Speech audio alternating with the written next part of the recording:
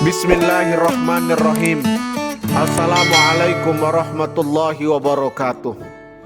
12 peristiwa besar pada detik-detik kelahiran Nabi Muhammad SAW. Innallaha wa malaikatahu yusalluna 'alan nabi. Ya ayyuhalladzina amanu sallu 'alaihi wa sallimu taslima. Sesungguhnya Allah dan malaikat-malaikatnya bersalawat untuk Nabi. Hai orang-orang yang beriman, bersalawatlah kamu untuk Nabi dan ucapkanlah salam penghormatan kepadanya. Hari ini 12 Rabiul Awal merupakan momen sejarah paling penting bagi umat Islam di seluruh dunia ini. Karena pada hari inilah Nabi kita yang mulia Muhammad SAW dilahirkan ke dunia ini. Sejarah hidup Rasulullah atau sirah nabawiyahnya merupakan sumber inspirasi utama bagi umat Islam dalam menjalani kehidupan di dunia ini. Ada 12 peristiwa penting yang terjadi menjelang kelahiran Nabi Muhammad SAW. Ke-12 peristiwa besar yang terjadi menjelang kelahiran Nabi Muhammad SAW sebagai berikut. 1. Pasukan gajah dan burung ababil. Raja Abraham merasa kesal karena banyaknya orang-orang yang berbondong-bondong mengunjungi Ka'bah, sehingga dia membangun gereja yang megah untuk menyaingi Ka'bah. Namun gereja tersebut diabaikan, bahkan ada yang melemparinya dengan kotoran manusia. Raja Abraham pun merasa marah hingga memutuskan untuk menghancurkan Ka'bah. Dalam perjalanannya, pasukan gajah Raja Abraha yang dipimpin oleh Panglima Abu Rugal diserang oleh burung ababil yang membawa batu-batu panas yang berpijar. 2. Api Majusi padam. Sebelum kelahiran Nabi Muhammad SAW, masyarakat Majusi menyembah api dan menganggap api itu sebagai Tuhan. Api itu tidak pernah padam selama beratus-ratus tahun. Namun saat Nabi Muhammad lahir, api itu mati seketika. Para pengikut Majusi berusaha menyalakan apinya, tapi tetap tidak menyala. 3. Jin tidak bisa mencuri berita. Sebelum kelahiran Nabi Muhammad, para jin leluasa mencuri berita gaib dari langit untuk disampaikan kepada para tukang sihir. Setelah kelahiran Nabi Muhammad, jin yang berusaha mencuri dengan berita gaib dari langit akan menjumpai panah api yang akan membunuh mereka. 4. Bintang besar bercahaya. Para ahli kitab kaum Yahudi dan Nasrani melihat bintang besar dan bercahaya seperti berlensa tepat di hari kelahiran Nabi Muhammad SAW. Sebelum bintang itu tidak pernah terlihat, di antara mereka ada yang berseru, Nabi penutup zaman sudah lahir. Ka'bul Akhbar radhiyallahu anhu berkata, saya telah melihat di dalam Taurat bahwa Allah Ta'ala telah mengabarkan kepada kaum Musa tentang saat keluarnya Muhammad SAW. Sesungguhnya bintang tetap yang telah kamu ketahui itu, bila ia bergerak dari tempatnya, menandakan bahwa Rasulullah telah keluar. Ketika Rasulullah SAW lahir, bintang itu pun bergerak dan pindah dari tempat asalnya. Maka orang-orang Yahudi itu semuanya mengetahui bahwa Rasul yang diberitakan Allah itu telah lahir ke dunia. Namun mereka merahasiakan disebabkan kedengkian mereka. 5. Salam burung-burung.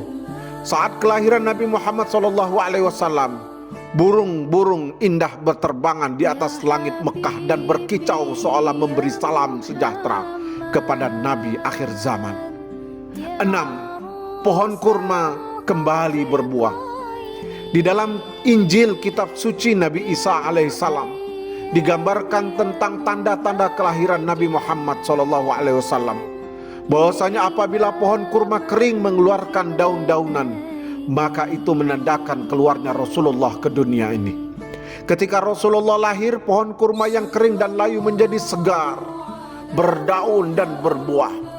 Melihat hal itu, Orang-orang Nasrani pun mengetahui bahwa Rasul yang dijanjikan Allah di dalam kitab Injil itu telah lahir ke dunia. Tapi hal itu mereka rahasiakan disebabkan kedengkian mereka kembali. 7. Mata air kering memancar kembali.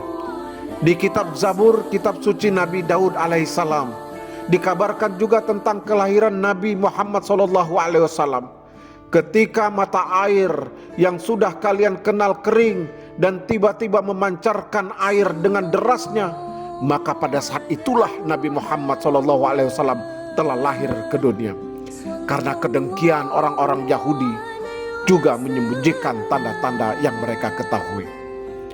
8. Berhala bersujud.